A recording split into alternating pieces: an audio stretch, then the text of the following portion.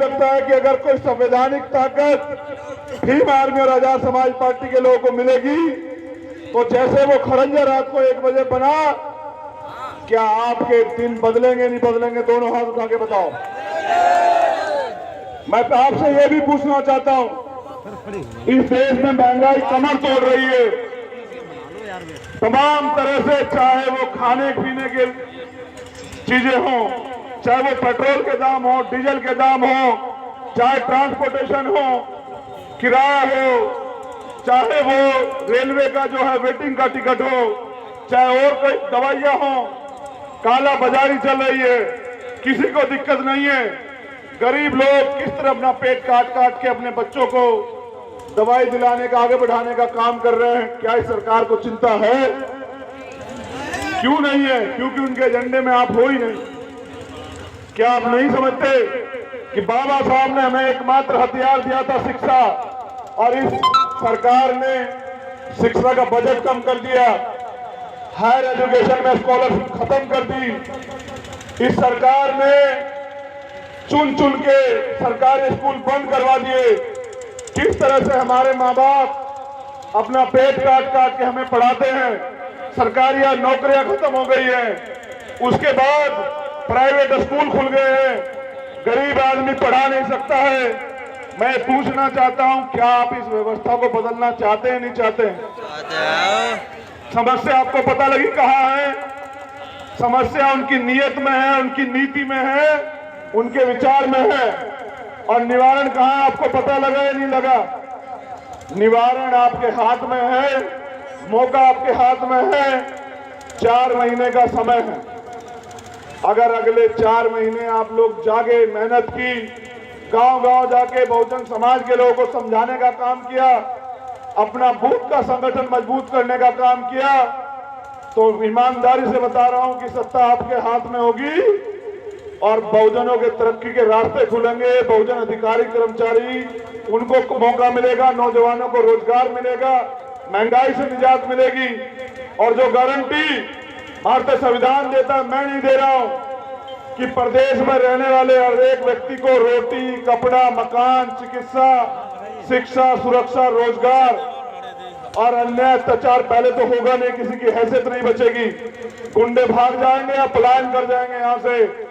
लेकिन अगर कोई कर भी देगा तो न्याय के लिए कोई पीड़ित थानों की चौखटों पे नहीं सर रगड़ेगा, अपराधी अपने आप जाके सरेंडर करेगा। ऐसा मुझे विश्वास है जब आजाद समाज पार्टी और भीम आर्मी के लोगों के हाथ में सत्ता होगी। मैं फिर आपसे कह रहा हूं, हालात बहुत गंभीर है। मैं आपसे मदद मांगने के लिए आया हूं कि एक तरफ अमीर लोग हैं और एक तरफ गरीब लोग हैं, मगर लड़ने वाले लोग हैं, ईमानदार लोग हैं। बाबा साहब अंबेडकर और मान्यवर काशीराम साहब का खून है। ना हमारे महापुरुषों ने तब समझौता किया, ना आज समझौता करेंगे। हम बाबा साहब अंबेडकर का खून है। इस देश के ब्राह्मणवाद को अपने पैरों के तले कुचल के इस देश में तथागत बुद्ध और अपने संतों गुरुओं के जो विचारधारा था, मानव कल्याण की विचारधारा पे एक समता मूलक समाज बनाने का काम करेंगे। क्या आप इसमें मेरी मदद करेंगे? ऐसा तो नहीं कि आप किसी पदाधिकारी से, किसी नेता से नाराज होकर अपना काम करना बंद कर दो। लड़ाई उन नेताओं की नहीं है, लड़ाई है महापुरुषों की विचारधारा की। जब तक, मैं विश्वास के साथ कह रहा हूं, हम बाबा साहब अंबेडकर को दोबारा मरने नहीं देंगे इस देश में। याद रखना मेरे साथ में, किसी भी कीमत पे बाबा साहब की विचारधारा को कमजोर नहीं पड़ने देंगे। आने वाले समय में 2 आंदोलन बड़ी मजबूती से होंगे, आप लोग कमर कस लेना। एक पिछड़े वर्ग की जातिगत जनगणना और दूसरा ईवीएम के खिलाफ हमारा आंदोलन होगा। हम ईवीएम से वोटों की चोरी नहीं होने देंगे किसी भी कीमत पे। मैं समझता हूं कि ईवीएम से चुनाव पारदर्शी नहीं है, ये लोकतंत्र है। जनता जिसे वोट देती है उसके खाते में वोट जाना चाहिए। लेकिन पिछले चुनाव में देखा गया, कुछ चुनाव में, कि जनता वोट किसी को देती है, सरकार किसी की बनती है। मान्यवर काशीराम साहब ने कहा था कि बैलेट के साथ बुलेट की तैयारी भी रखना, कोई आपकी वोट को चुरा ना ले, छीन ना ले, लूट ना ले।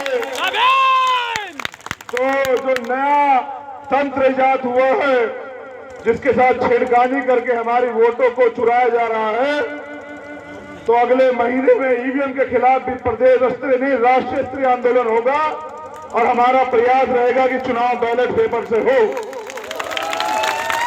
जब ये आंदोलन चलेगा, इस आंदोलन की सफलता इसी बात पर निर्भर करती है कि गांव-गांव में इसका समर्थन होना चाहिए। क्या आप इस आंदोलन की बात को पूरे गांव-गांव तक पहुंचाने का काम करोगे? क्या पिछड़े और माइनॉरिटी और दलित वर्ग के लोगों में भाईचारा बनाने का काम करोगे? क्या आप अपनी खोई हुई ताकत को, अपने महापुरुषों के सपने को पूरा करने के लिए मेहनत करने का काम करोगे? क्या इस देश में बाबा साहब के आंदोलन, उनके संघर्ष को जिंदा रखने का काम करोगे? अगर आप ऐसा संकल्प लेते हो तो मैं इस मंच के माध्यम से वचन देता हूं कि मैं अपनी जिंदगी के आखिरी समय तक बिना किसी लोभ लालच के, बिना किसी पद प्रतिष्ठा की परवाह किए अपने लहू के आखिरी कतरे को बाबा साहब अंबेडकर और मान्यवर काशीराम साहब के मिशन को पूरा करने में लगा दूंगा। मैं आपको विश्वास के साथ कहता हूं, नौजवान साथियों, संघर्ष करो। मैं आपको विश्वास के साथ कहता हूं, गुमराह होने के लिए तमाम तरह की चीजें हैं। विकल्प एक है आपके पास, वो है आजाद समाज पार्टी।